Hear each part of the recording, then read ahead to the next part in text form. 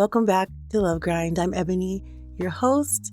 Thanks for joining us. We're a podcast about love addiction and codependency, and I'm glad that you joined us tonight.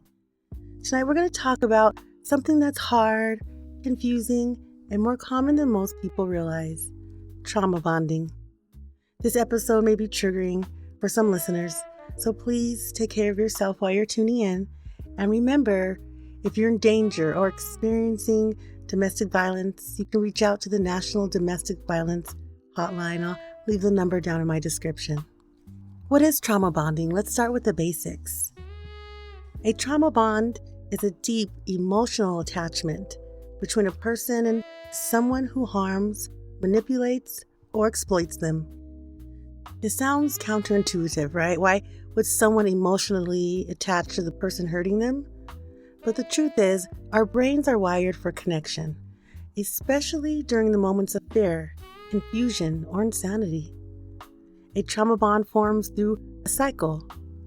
It's something like this. You experience some form of emotional, psychological, or physical harm. The person who hurt you suddenly flips and becomes loving, apologetic, or affectionate. That positive reinforcement feels huge because it follows pain. And then the cycle repeats. Over time, the brain starts connecting relief with the abuser, even though that relief is only happening because of the harm in the first place. People often describe it as, "I knew it was wrong, but I couldn't leave." Or, "the good moments felt so powerful that they outweighed everything else," and that's the bond. Where does trauma bonds show up?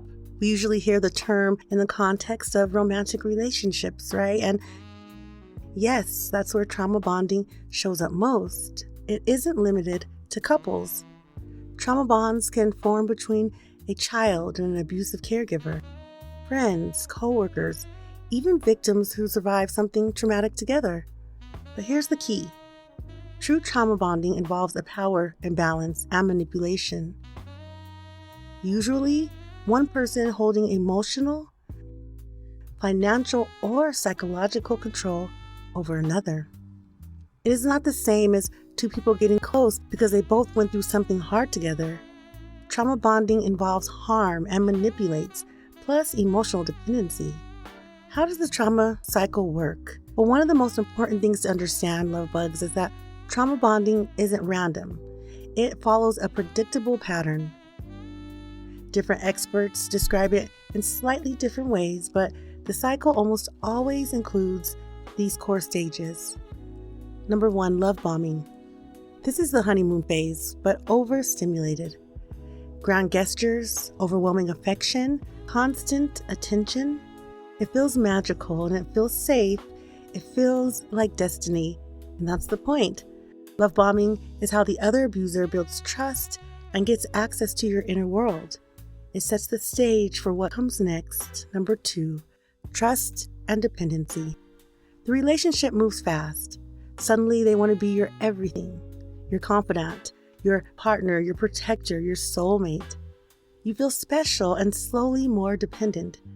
You might confide things that you've never told anyone because you think they're building intimacy. In reality, they're gathering emotional leverage. They use that shit against you in an argument, which is abuse. Number 3 is criticism. Once you're hooked, the tone shifts. Suddenly your choices, your behaviors, or even your personality traits are being picked apart. You start doubting yourself. You're apologizing more. You try harder. And because the love bombing phase is still in your memory, a part of you believes, if I could just fix myself, maybe we can get back to how it was. This is where victims begin thinking they are the problem. Number 4, gaslighting. This is where confusion becomes the abuser's most powerful tool. Gaslighting makes you question your memory, your instincts, your boundaries, even your grip on reality. And you hear things like, "I never said that," "You're overreacting," "You're too sensitive," or "Why do you always twist everything around?" And slowly you trust them more than you trust yourself. Resignation and submission, number 5. At this point, fighting back feels pointless or even dangerous. You stop standing up for yourself because it feels easier to just give in. You may feel trapped financially, emotionally, or socially. Isolation often happens here, and many people describe the stage as, I wasn't myself anymore. Number 6, loss of self. You forget who you were before the relationship. The identity becomes wrapped around keeping the peace, avoiding conflict, meeting their needs, and your confidence drops and the world gets smaller. And that's where love addiction and codependency tend to come in. You start taking care of their needs before your own. The addiction phase.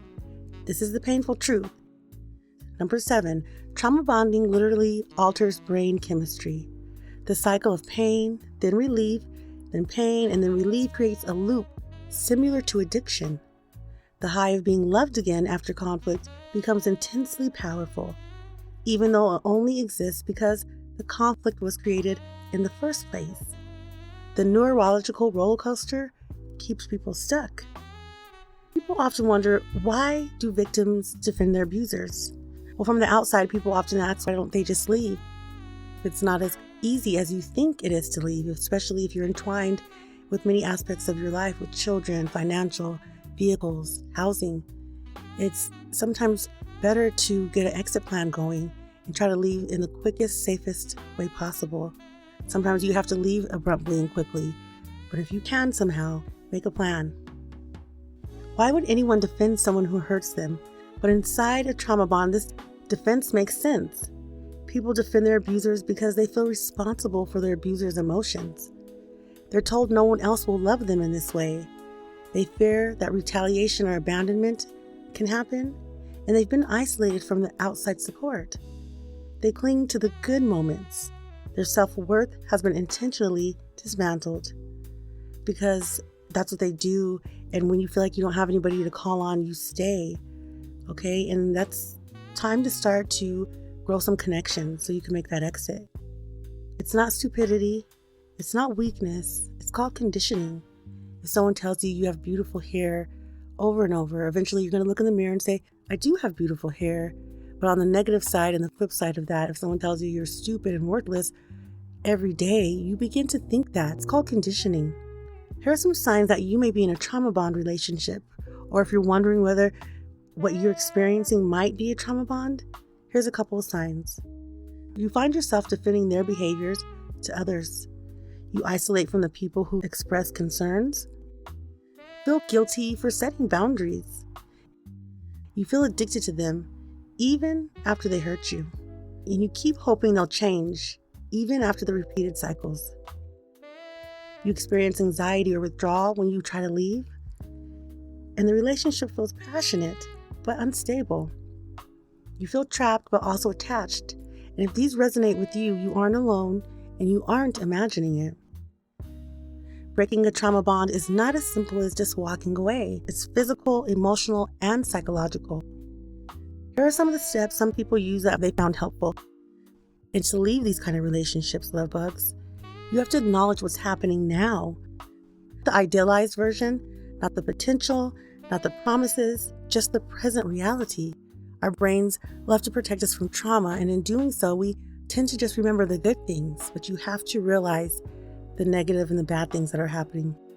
Look at their actions and not the words. Abusers often apologize, they cry or promise change, but the cycle has one question.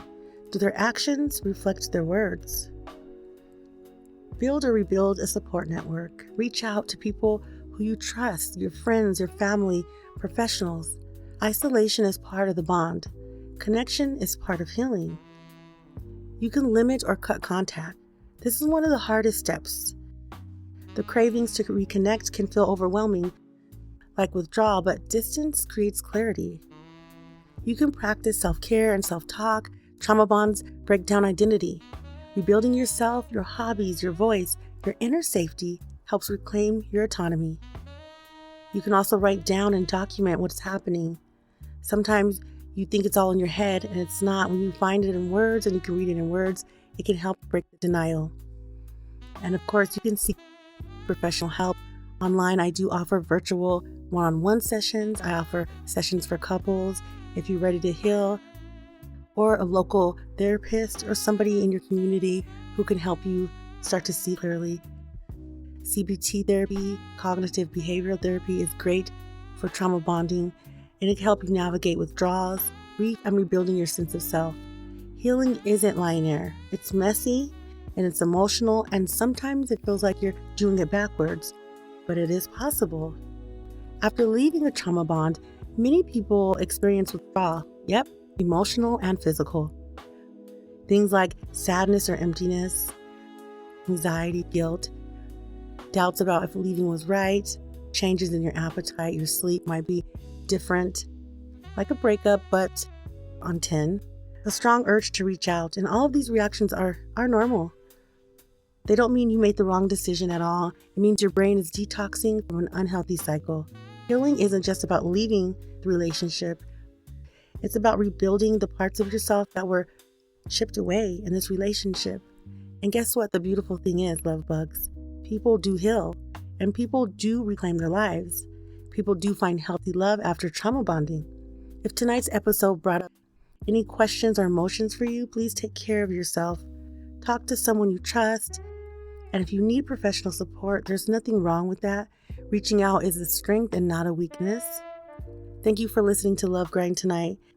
If this episode helped you, I'm so happy that it did. Please share it with someone who needs to hear it. And remember, real love builds bridges, and it grows and it nurtures. It doesn't confuse you, and it doesn't isolate, and it doesn't make you smaller. Please make all the decisions you can this week with your hearts. And until next time, I'm out.